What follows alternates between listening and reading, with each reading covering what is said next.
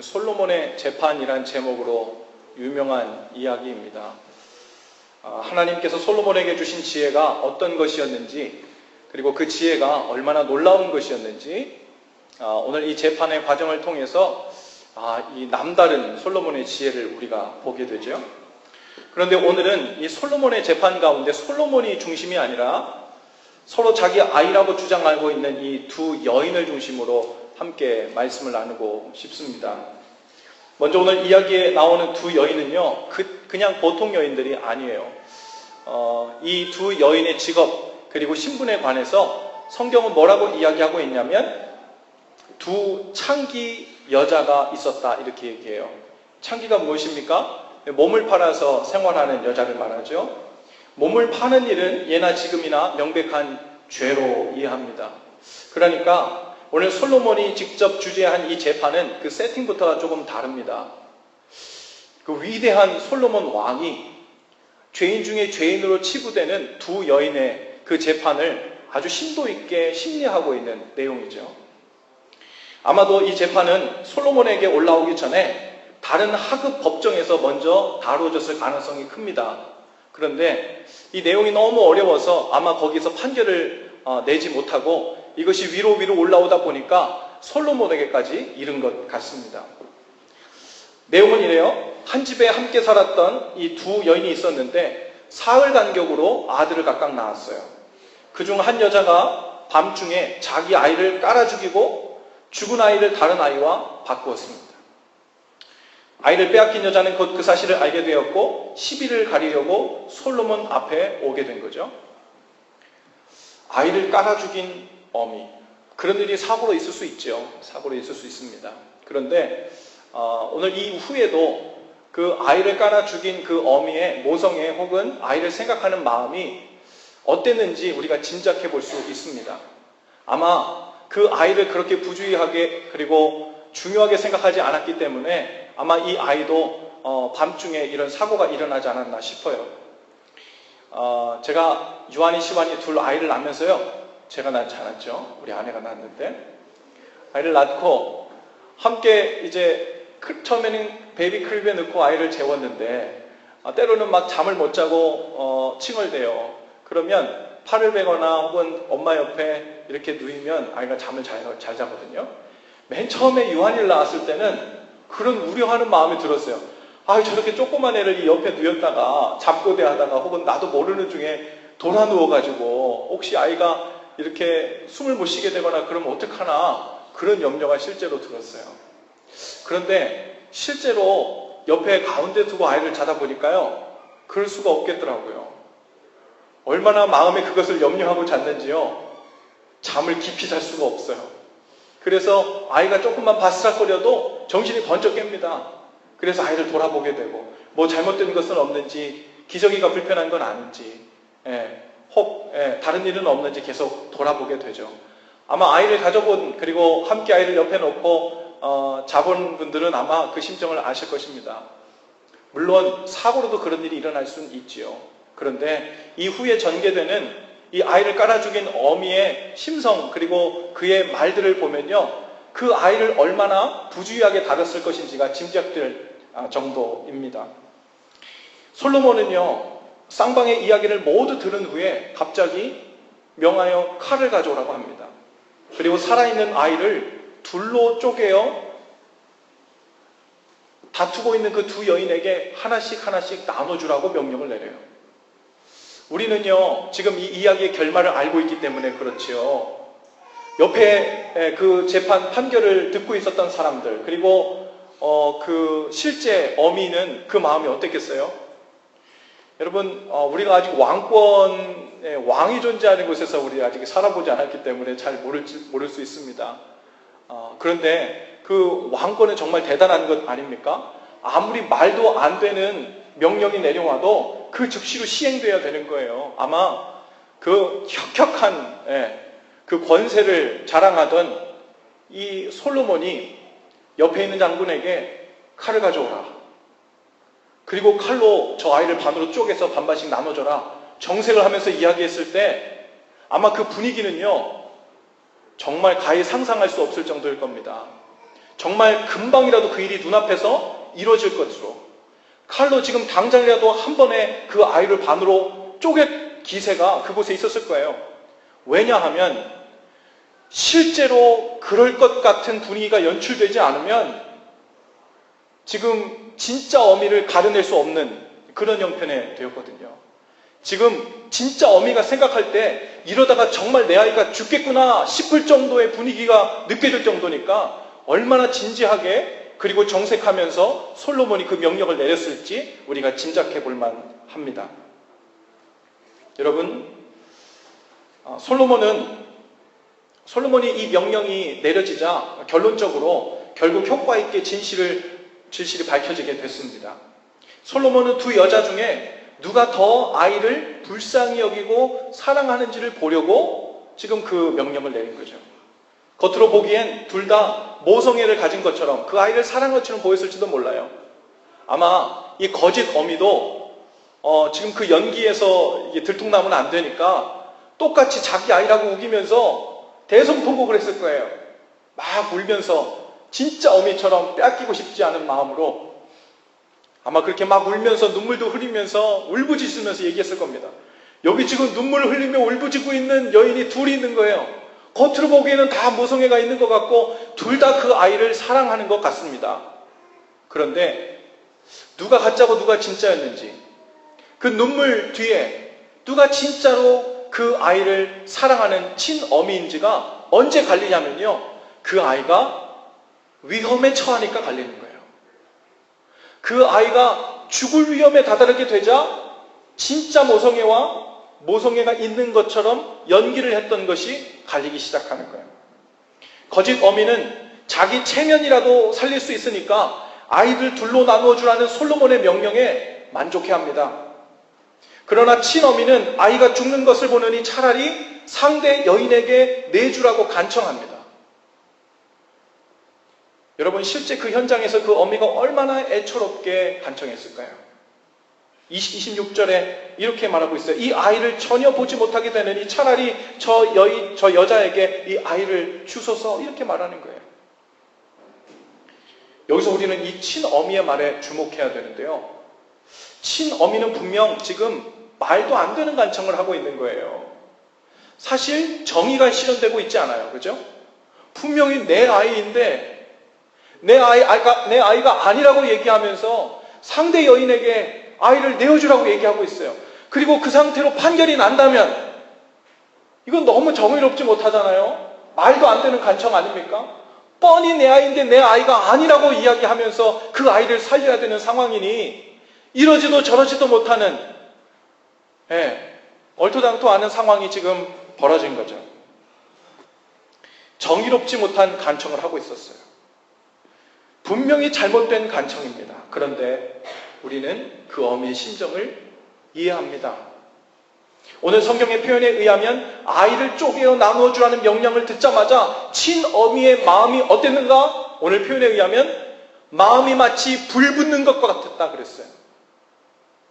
마음이 불붙는 것 같았다는 거예요. 마음이 불붙는다는 게 도대체 뭘까요? 한번 제가 나눈 적이 있는데요. 우리 유한이가 한 2살 때쯤에 턱을 다쳐서 이 턱 밑에 한 4, 5cm 정도 될까요? 그 정도 턱 밑에가 찢어져서 2살 때 잘못 뛰어내려가지고 고개를 이렇게 들었더니 턱이 이렇게 일자로 선이 쭉 가면서 거기서 피가 쑥 흘러나오던 때가 있었어요. 마음이 녹아내리는 것 같더라고요. 마음이 불붙는 게 그런 마음이었을까?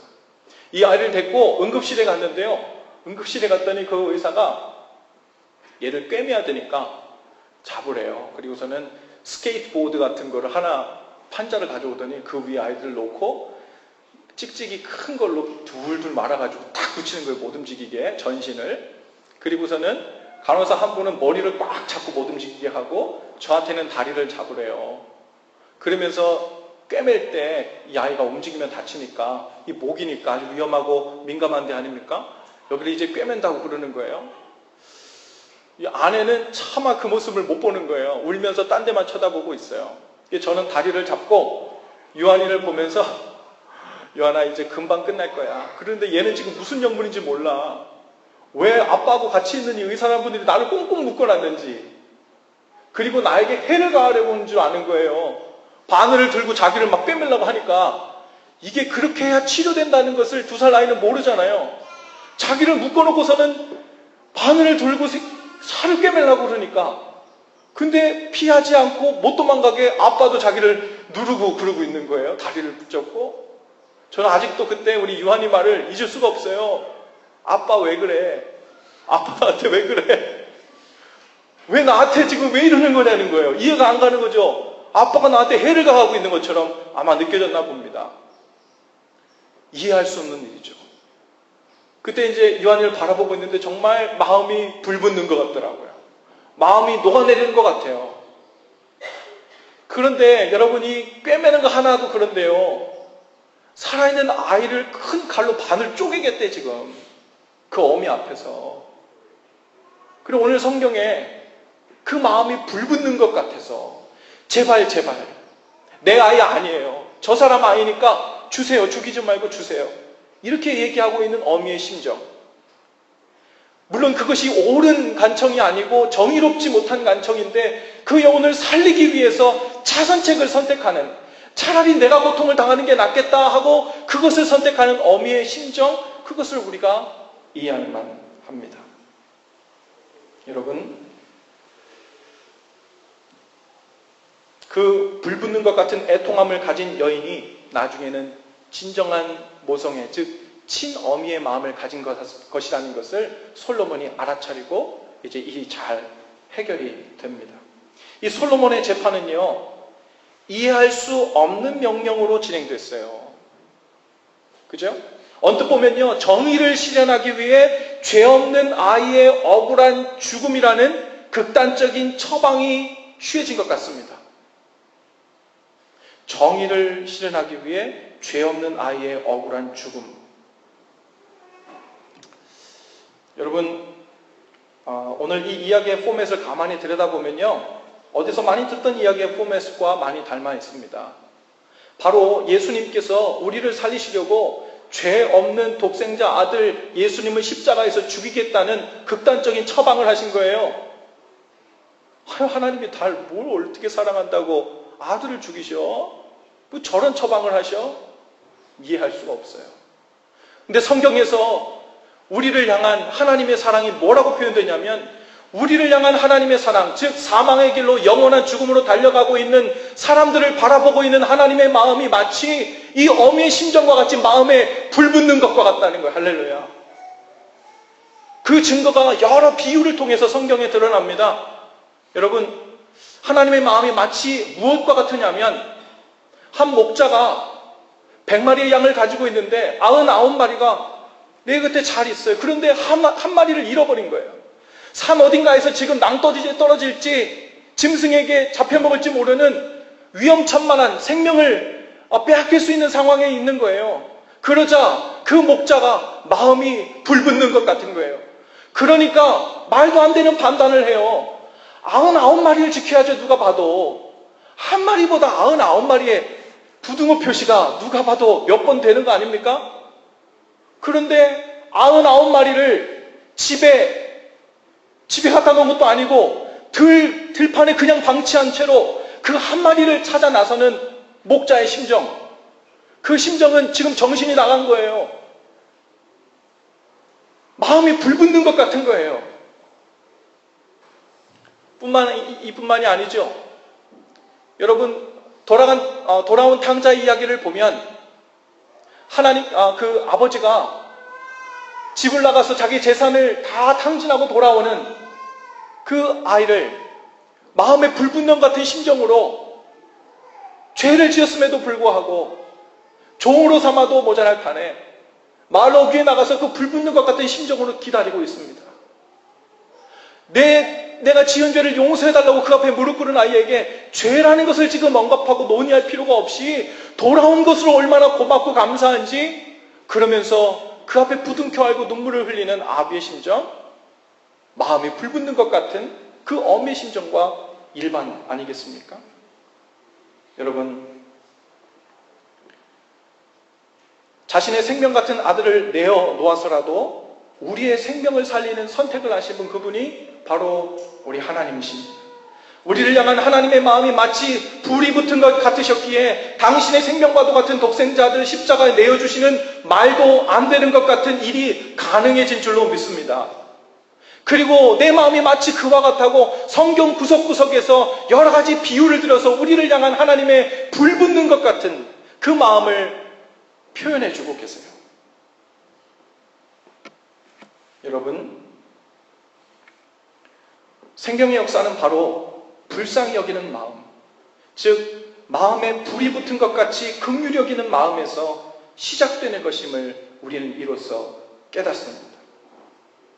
하나님께서 그 마음이 마치 불 붙는 것 같은 심정으로 우리를 불쌍히 여기지 않으셨다면 어찌 십자가를 통한 구원의 역사, 이 복음의 이야기가 가능했겠어요?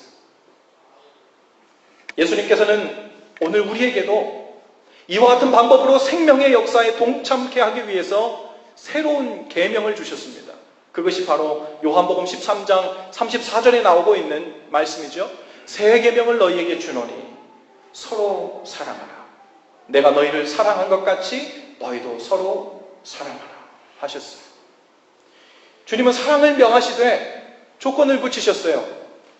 그냥 마음에 드는 사람 만나면 사랑하라고 한 게 아니에요. 내 취향과 스타일에 맞는 사람만, 그런 사람이 있을 때만 사랑하라고 한 게 아닙니다. 내가 너희를 사랑한 것 같이 사랑하라고 하셨어요. 주님이 우리를 어떻게 사랑하셨습니까? 골라가며 사랑했나요? 예쁘게 생긴 사람만, 스타일 괜찮은 사람만, 종자가 좋아 보이는 놈만, 똑똑해 보이는 놈만 사랑했습니까? 아니죠. 모든 사람을 사랑하셨어요. 심지어 예수님을 배반하고 저주했던 베드로도 사랑하셨고, 자신을 조롱하고 침을 뱉었던 군중들도 사랑하셨고, 창녀와 세리들, 그리고 사람들이 가까이 하기 싫어하는 문둥병자들도 사랑하셨어요. 그들 모두를 볼 때 마치 길을 잃은 한 마리 양을 찾아 나선 마음으로 대하셨고, 또 집 나간 자식이 돌아오기만을 손꼽아 기다리는 아비의 심정으로 사랑하셨습니다. 이들 모두를 불쌍히 여기는 그 마음, 우리를 사랑하신 것처럼 우리도 서로 사랑하라고 우리에게 명해 주신 것입니다. 주님은 우리에게 이 사랑을 명하셨어요. 남는 돈이 있으면 좀 나눠주고 선행 좀 베풀며 그렇게 사람답게 살라고, 그런 정도를 우리에게 명하신 게 아니에요. 우리도 주님처럼 맡겨주시고 붙여주신 사람들을 대할 때 그 마음에 불이 붙는 것 같은 마음을 그 마음으로 사랑해야 된다는 말입니다. 할렐루야. 주님께서 우리에게 명하신 것은 어제보다 오늘 선행을 하나 더 했냐 못했냐, 너가 남을 위해 돕는 너의 수입의 포션을 얼마나 조금 올해는 좀 올려줬냐, 그 정도, 그것을 이야기하는 것이 아니라 그 이전에 내가 불쌍히 여기고 내가 안타깝게 여기고 내가 그 영혼이 죽어가는 것을 보면서 마음이 불붙는 것 같은데, 과연 내처럼, 내 마음처럼, 내 눈처럼 네 눈에도 그렇게 불붙는 마음이 생기느냐? 오늘 그것을 우리에게 묻고 계신 줄로 믿습니다. 그것은 하나님의 사랑과 복음의 소식을 듣지 못하고 소망 없이 죽어가는 사람들을 볼 때 마음에 불붙는 것 같아야 한다는 말입니다. 그 생명을 살리기 위해 내 모든 것이라도 내줄 것처럼 불쌍히 여기고 애통하는 마음이 있어야 된다는 말이에요. 우리에게 맡겨주신 사람들을 보면서 마음에 불이 붙는 것 같아서 견딜 수 없어야 된다는 말이에요. 그럴 때 거기서부터 생명의 역사가 일어나는 줄로 믿습니다. 여러분, 마치 마음에 불이 붙은 것 같이 누군가를 불쌍히 여기고 그들의 마음의 고통, 육체의 고통, 영적인 방황, 그것을 바라보면서 애통히 여기는 마음을 여러분 언제 가져보셨습니까? 지난주에 한 성도님을 만났어요. 이야기를 들어보니까 모태신앙이긴 했지만 습관적으로 교회를 평생 다녔을 뿐 예수님을 인격적으로 믿고 산 지는 한 2년 정도 되었다고 하셨어요. 이야기를 들어보니 자신이 사업하시는 곳에 오는 손님들을 대할 때 너무 불쌍해서 어떻게 돕고는 싶은데 방법을 모르겠으니 목사님께서 좀 도와주셨으면 좋겠다고, 그래서 저를 좀 만나자고 하신 거예요. 어떤 손님은 암으로 투병 중이고, 어떤 분은 우울증으로 인해 깊은 고통 중에 있고, 또 어떤 분은 영적인 방황 가운데 있으니 와서 좀 어떻게 좀 도와달라는 거예요. 그 영혼들이 불쌍해서 견딜 수가 없대요. 자신은 성경을 잘 몰라서 잘 가르칠 수도 없고, 기도도 잘 못하니 기도해 주지도 못하고, 목사님께서 오셔서 좀 도와달라는 거예요. 신앙생활 제대로 시작하신 지는 얼마 되지 않았지만 그 마음에 영혼들을 불쌍히 여기는 마음, 그 영혼들을 볼 때 마음이 불붙는 것 같은 그 마음이 그 속에 있음을 직감하게 되었습니다. 하나님께서 이분에게 정말 복 중에 복을 주셨구나. 정말 영혼을 바라볼 수 있는 주님의 마음을 허락해 주셨구나. 그런 마음이 들었습니다.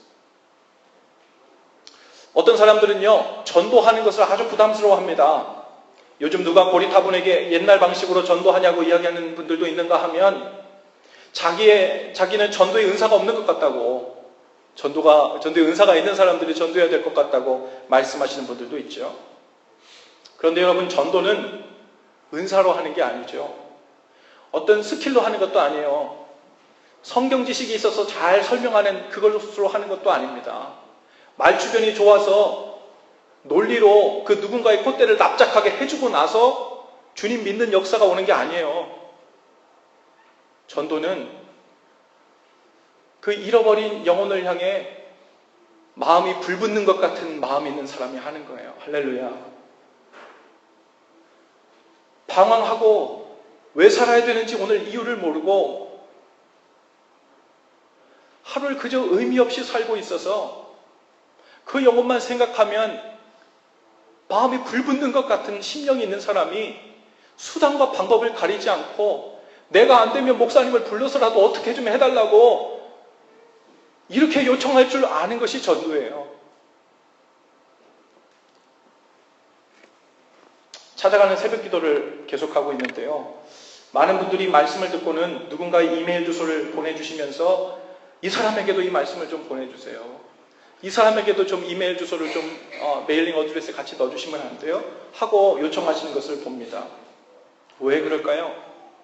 말씀을 들으면서 누군가의 고통이 생각나는 거예요. 누군가의 방황이 생각나는 거예요. 혹은 내가 방황하고 있다가 어느 말씀 가운데 내가 해결받은 그 마음을 이 사람도 해결받았으면 좋겠다는 마음이 생겨나는 거죠. 내가 경험한 주님이 얼마나 좋은지 소개하는 것, 그것이 전도예요. 그리고 내 말이 아니라 주님의 말씀과 연결시켜주는 것, 그것이 우리가 할 일이에요. 그리고 계속해서 관심을 갖고 기도해주고 사랑하기를 멈추지 않는 것, 그것이 우리의 포션이에요. 우리의 몫입니다. 사람에게 말씀을 주시고 그 말씀이 사람을 변화시키고 하나님의 자녀가 되게 하는 건 하나님이 하시는 일이지 우리의 말주변이 아니고 성경 지식이 아닙니다.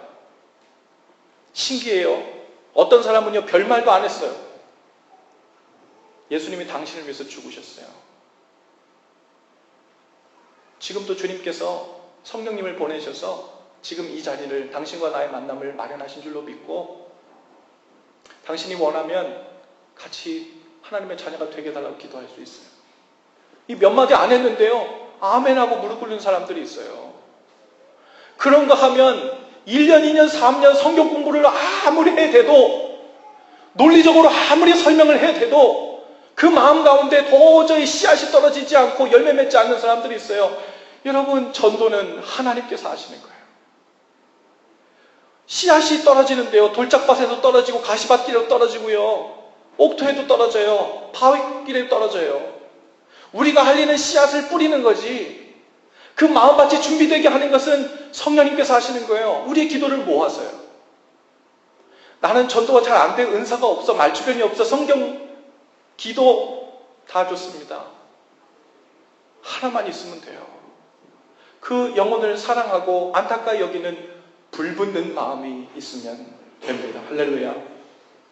영국 출신의 인도 선교사 찰스 스탠이라는 분이 있습니다. 그분이 쓰신 책 순례자의 노래라는 책에 보면 이런 말이 나와요. 기독교는 상처 입은 어린 양을 우주의 중심으로 선언하는 종교다. 한 번 더 말씀드릴까요? 기독교는 상처 입은 어린 양을 우주의 중심으로 선언하는 종교다. 오늘 여러분의 삶의 중심에는 무엇이 있습니까? 또 누가 있어요? 또 어디를 향해 달려가고 있습니까? 여러분에게 붙여주신 누군가의 아픔과 고통 그리고 고난을 공유하고 함께하는 삶을 살지 못한다면 상처 입은 누군가의 영혼을 그 곁에 서서 들어주고 보듬어주고 함께하려는 마음, 그 상황 가운데 내가 발을 담그고 있지 않다면 적어도 우리는 기독교의 본질과 핵심에서 떨어진 삶을 살고 있다는 거예요. 그런데 어떤 사람들은 거짓 어미처럼 상처 입은 영혼에는 관심도 없고 오직 자신의 이익과 체면만 앞세우며 사는 사람들이 있습니다. 그 영혼이 죽든 말든 반으로 쪼개지든 말든 실제 어미의 마음이 파탄이 나든 갈갈이 찢어지든 상관없이 생명을 살리고픈 마음이 없는 거예요. 여러분, 다른 것이 저주가 아니라 사업이 잘 돼가지고 큰 돈 떼돈을 벌지 못한 것이 문제가 아니고요. 저주 중에 저주는요, 바로 그런 상처 입고 고통받는 자들을 대할 때도 무감각한 마음으로 일관하는 그것이 저주예요. 그 마음 가운데 떨어지지 않기를 기도하시고 구하실 수 있기를 바랍니다. 시카고에 있는 크고 작은 많은 교회들이 어려움을 겪는다는 이야기를 우리 목사님들이 모였을 때 종종 들어요. 목사님께서 모인 자리에 가면 그런 이야기를 많이 듣게 되는데 안타깝지 않을 수가 없습니다. 우리 교회도 지난주에 처치 컨퍼런스를 은혜 가운데 잘 마쳤는데요. 어느 교회는 그런 회의가 있을 때마다 교회 안에 분쟁이 일어난답니다. 회의를 5시간 동안 해도 도저히 끝날 기미가 보이지 않고 서로 팽팽하게 의견 대립이 돼서 조금도 양보하려 듣지 않고 내 뜻대로, 내 의견대로, 내가 옳다고 생각하는 대로 그렇게 돼야만 직성이 풀린답니다. 서로 대결 구도에 있는 사람들은 그래서 보통 상처받은 성도들의 마음은 아랑곳하지도 않고 주님의 몸인 교회가 신음하는 고통을 아랑곳하지 않고 자신들의 자존심과 체면, 내가 낸 의견이 관철되는 것 혹은 이익만 챙기려 하는 모습이 아주 눈에 야실하게 보인다는 거예요. 나중에 자신의 뜻대로 할 수 없는 형편이 되면요, 차라리 교회를 문 닫자 그런데요. 내가 못 먹을 바엔, 내 뜻대로 안 될 바엔 차라리 쪼개 살지 못하게 하자는 거죠. 마치 어미의 심보 아닙니까? 얼마나 안타까운 일이에요. 그런 사람들이 교회 리더 가운데 있으면 교회가 어떻게 되겠습니까? 그래서 참 조심해야 돼요. 여러분, 상처 입은 성도들과 주님의 몸을 먼저 생각하지 않고 자신의 이익과 자존심을 지키는 것을 우선하는 사람들이 교회의 리더가 되면 안 되는 이유가 거기 있어요. 그래서 조심스럽게 일을 진행해야죠. 다행히 우리 교회는 영혼을 불쌍히 여겨서 마음에 불붙는 것 같은 분들이 얼마나 많은지 몰라요. 할렐루야. 아기 학교, 교회 학교, 대학부, 청년부, 센터 영혼들을 담당하시는 또 섬기시는 전도사님들 그리고 평신도 리더들을 대하면 제가 얼마나 감사한 마음이 큰지 몰라요. 한 달에 한 번씩 리더십 팀 미팅을 교회에서 계속 갖고 있는데요. 그 모임을 할 때마다 나는 정말 복받은 교육자구나 그런 생각을 하게 됩니다. 우리 지난주에 처치 컨퍼런스를 했잖아요. 솔직히 그 처치 컨퍼런스를 하게 되면 준비해야 되는 서류 또 뭐 준비해야 되는 그 사인하고 알아보고 뭐 준비해야 되는 그 패킷이 있잖아요. 그 패킷은요, 지금까지 제가 다녀본 결과 거의 10교회면 8, 9교회는 다 담임 목사님이 준비하거나 부목사님이 다 준비해요. 그거 준비하다고 맨날 일주일은 날을 셉니다. 근데 저는 지난주에 너무 편하게 처치 컨퍼런스를 맞이했어요. 각자 사역을 맡으신 분들이 하룻밤씩만 날을 새서 오니까 패키지가 다 만들어져요. 그리고 저에게는 최종 만든 거 이대로 내보내도 될까요? 이것만 저에게 가져와 주시는 거예요. 얼마나 책임감들이 크고 그리고 그 일에 대해서 헌신하는지 정말 이 성도님들이 이 일에 앞장서서 목회자의 할 일들을 다 붙들고 함께 나가는 것 때문에 힘이 되고 능력이 됩니다. 여러분, 때로는요, 이 리더들도 교역자들도 속상할 때가 있습니다. 때로는 사람들이 리더의 고충도 몰라주고 오해를 받을 때도 있지요. 그러면 사람의 생각에 불평도 할 만하고 흉도 볼 만하고 정말 이런 식으로는 못해 먹겠다 할 만도 한데 지금까진 적어도 전혀 그런 소리를 듣지 못합니다. 오히려 그들의 미숙함과 연약함을 대하면서 눈시울이 먼저 붉어지고 죄 가운데 빠진 것을 보면 분노와 정죄가 아니라 불쌍해서 마음에 불붙는 것 같은 그런 리더들입니다. 할렐루야. 여러분, 유능한 것은요, 평균만 하면 돼요. 하나님 앞에서 진짜 유능한 사역자가 누군지 아십니까?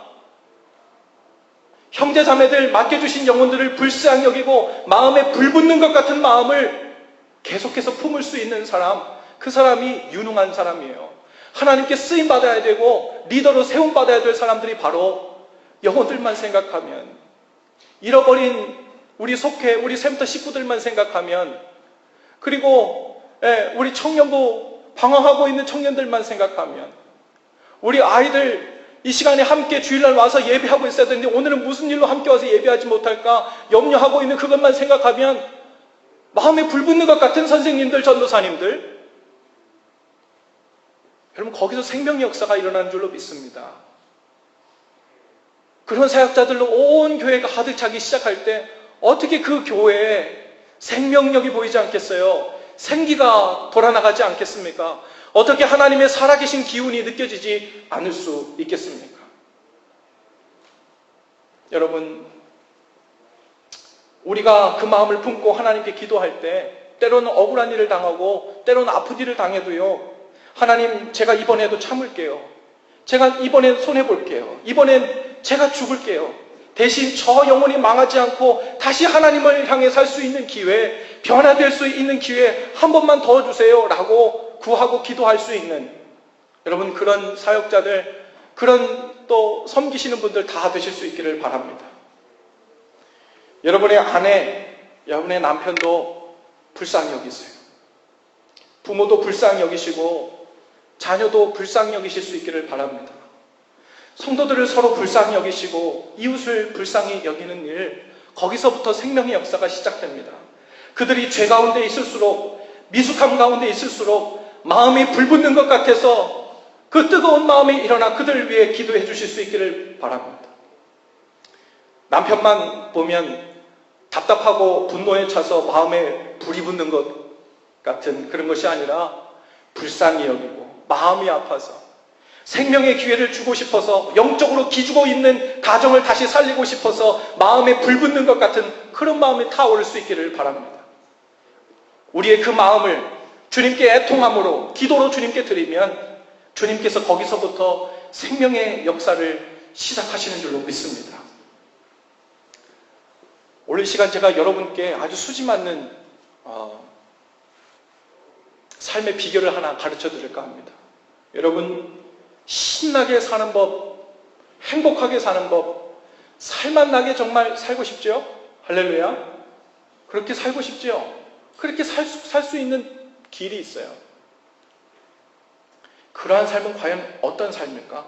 도대체 어떻게 살면 그 마음의 기쁨과 소망으로 불붙는 듯한 마음이 생길까?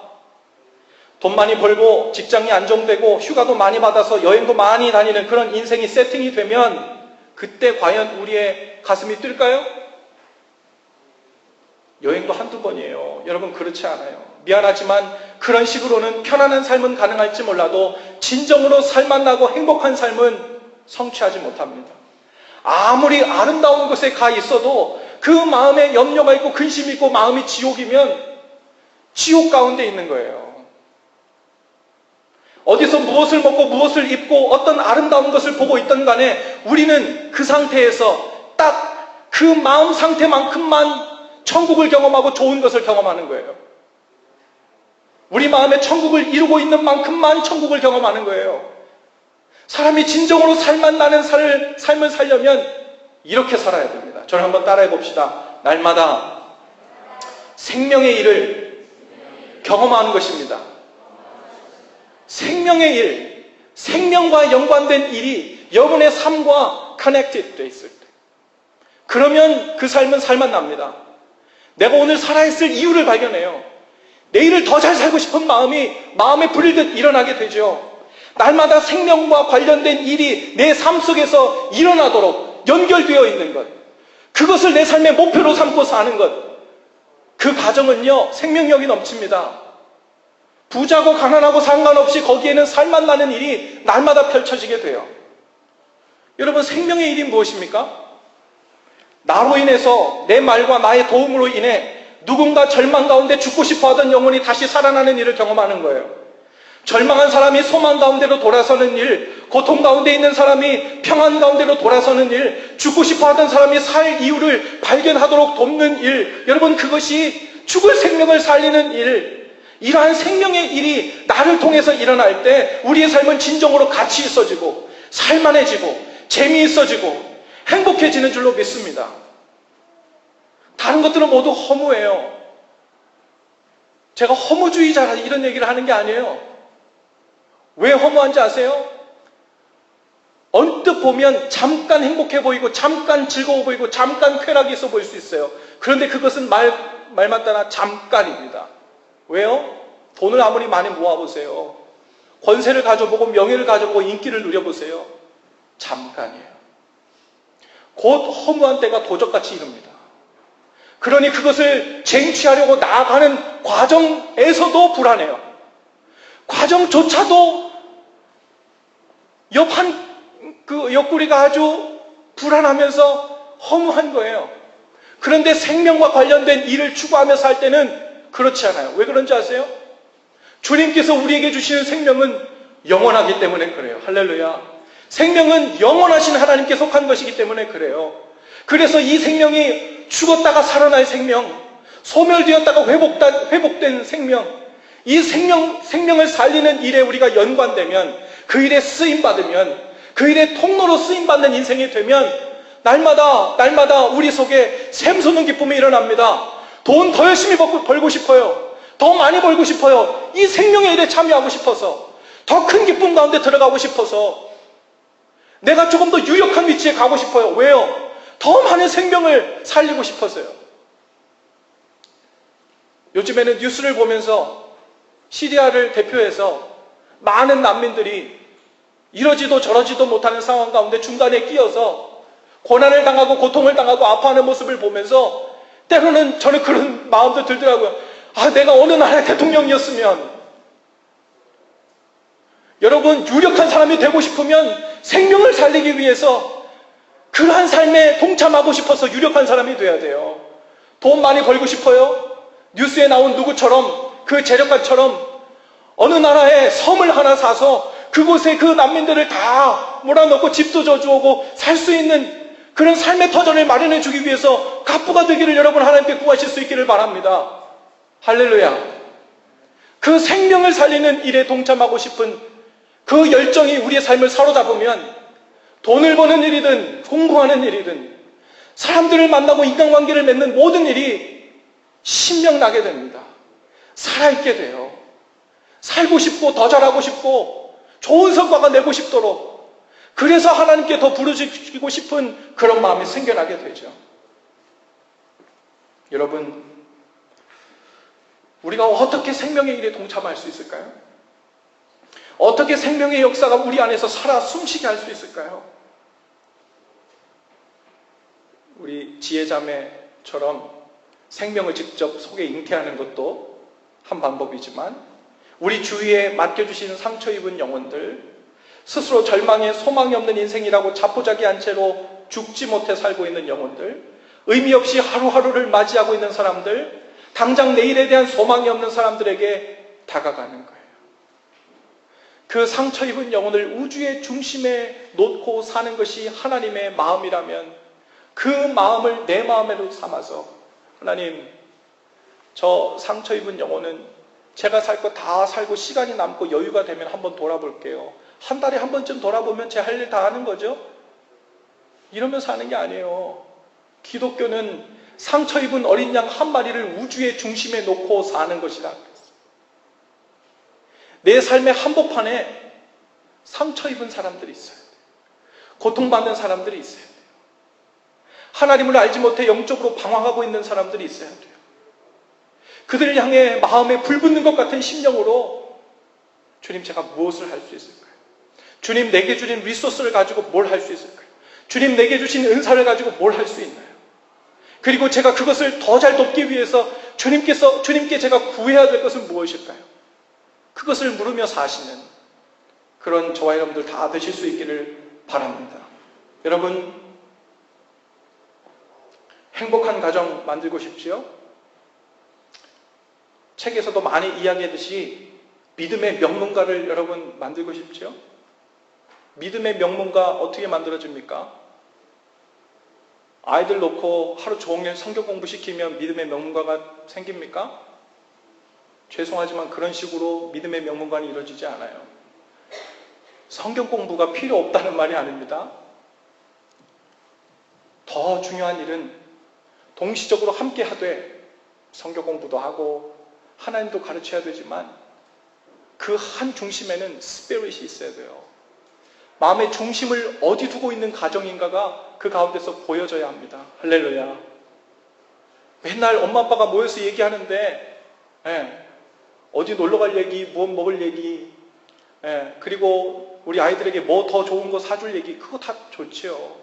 하나님께서 주신 복을 누릴 수도 있어야지요. 그런데 그것만 이야기되는 가정에서 어떻게 생명의 역사, 믿음의 가문이 나오고 어떻게 하나님께서 그렇게 기뻐하시는 모습이 되어갈 수 있겠어요?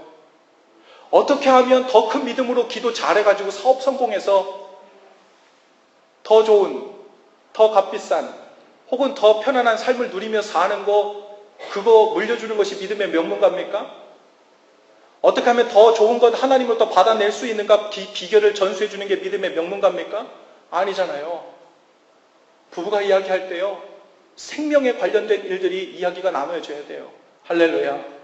우리 교회에, 우리 주위에 생명의 기운을 완전히 잃어버린 사람, 풀이 죽어 있는 사람, 마음에 상처 입은 아이, 소망의 빛을 잃어버린 사람들, 그 사람들에 대한 이야기를 나누고 어떻게 우리가 도울 수 있을까? 주님의 마음이 어떨까? 우리가 가진 거 별로 없지만 우리 작은 거 나눠가지고 어떻게 그들을 좀 더 케어할 수 있을까? 그런 이야기가 가정에서 나오고 식탁에서 나오고 부부 이야기의 주제가 되고 그것이 아이들에게 보여질 때 아이들은 생명을 머금은 영혼으로 자라게 될 줄로 믿습니다. 여러분, 좀 더 좋은 메이크업, 좀 더 좋은 신발, 백 좋아요. 하지만 생명의 일들이 늘 우리 주위를 감싸고 있을 때 거기에 생기가 흘러가고 생동감이 넘치고 살맛 나는 일이 생기는 거예요. 오늘 여러분의 가정을 한번 생각해 보세요. 여러분의 가정 가운데서는 생기가 흐르고 있습니까? 생동감이 흐르고 있습니까? 생명의 일들이 흘러가고 있나요? 여러분은 구체적으로 그런 것을 짜본 적이 있어요? 하나님께서 우리에게 주신 소스를 가지고, 리소스를 가지고 얼마만큼 주님께서 허락하신 고통받은 사람들을 위해 생명의 일에 동참할까? 하나님이 일주일 동안 나에게 주신 시간을 가지고 우리는 어떤 방법으로 그런 생명의 일에 동참할까? 찾아가는 새벽기도 여러분 열심히 받고 계시죠? 그거 받으면서 여러분 마음에 떠오른 누군가는 이 말씀을 들으면 좋겠다.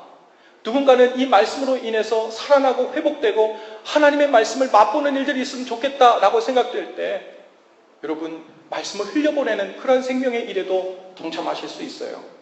여러분, 지금 여러분의 삶은 생명을 살리고 회복시키는 일과 얼마나 어떻게 연결되어 있습니까? 불쌍한 영혼들을 보면서 마음에 불이 붙어야 돼요. 혹 우리 마음이 꺼져 있는 것 같습니까? 혹은 간신히 불씨만 남아있는 것 같아요? 오늘 이 시간 그 불씨에 성령의 바람이 불기를 원합니다. 그 생명을 향한 마음들이 다시 활활 타올라 진정으로 행복하고 의미 있는 삶 가운데로 인도받고 초청받을 수 있기를 바랍니다. 이제 우리의 시선은 우리 가까운 주위로 향하게 됩니다. 우리 가족들, 내 이모, 고모, 내 조카들, 아직 하나님을 알지 못하고 절망 가운데 아직도 한참 인생을 헤매고 있는 사람들, 아니 내 주위의 학교에서 내 동료 중에 내 친구 중에 아유 그러게 그럴 줄 알았으면 내가 한번 물어보고 말씀이라도 좀 보내줄걸, 물어보기라도 할걸. 생명의 역사 가운데 동참키를 원하는 그 많은 사람들이 우리 속에 채워지기 시작하는 거예요. 그리고 그들을 마음에 염두에 둔 채로 사는 것, 그것이 우리에게 맡겨진 십자가를 지고 주님을 따른다는 말의 구체적인 의미입니다. 오늘 그 일에 다 동참하셔서 하나님의 마음이 우리 마음이 되고 주님의 눈길 머무는 곳에 우리의 눈길이 머무는 그런 은혜가 있기를 바랍니다. 할렐루야. 자리에서 다 일어나십시다. 헌신 기도를 우리 다 같이 한 목소리로 함께 주님께 올려드리고요. 찬송으로 우리 고백을 주님께 나아가십시다. 우리 앞에 스크린에도 있고요. 주보 안에 있는 설교 노트 아래쪽에 기도가 있습니다. 함께 기도하십시다. 주님, 오늘 이 시간 우리에게 맡겨주신 사람들을 불쌍히 여기는 마음을 불어넣어 주옵소서. 그들을 불쌍히 여기는 마음이 불붙는 것처럼 일어나게 하셔서 우리의 삶 속에 생명의 일들이 시작되게 하옵소서. 그들을 향한 아버지의 마음을 우리에게 부어주시고 그 마음을 따라 애통해하고 사랑하고 생명을 전달하는 통로가 되게 하옵소서. 예수님의 이름으로 기도합니다. 아멘. 우리 함께 찬송으로 하나님 아버지의 마음이 우리의 마음 되기를 우리 소원함으로 함께 고백하며 나가십시다. 아버지, 당신의 마음이 있는 곳에 나의 마음이 있기를 원해요. 아버지, 당신의 눈물이 고인 곳에 나의 눈물이 고이길 원합니다.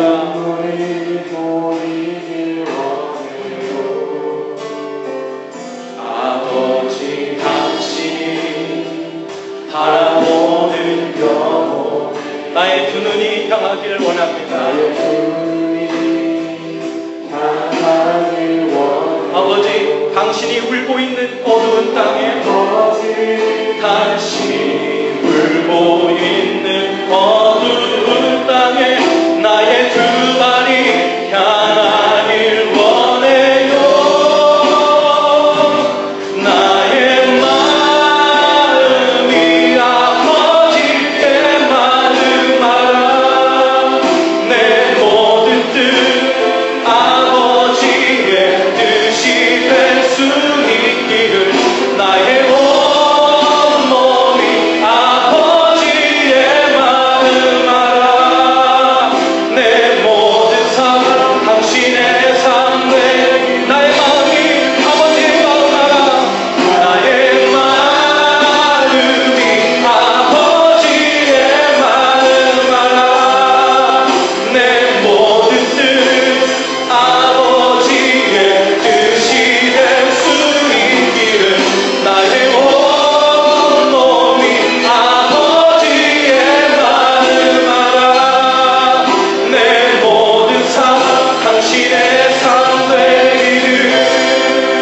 그렇습니다. 이 시간 함께 기도하며 나아가실 때 그렇게 주님께 간구하십시다.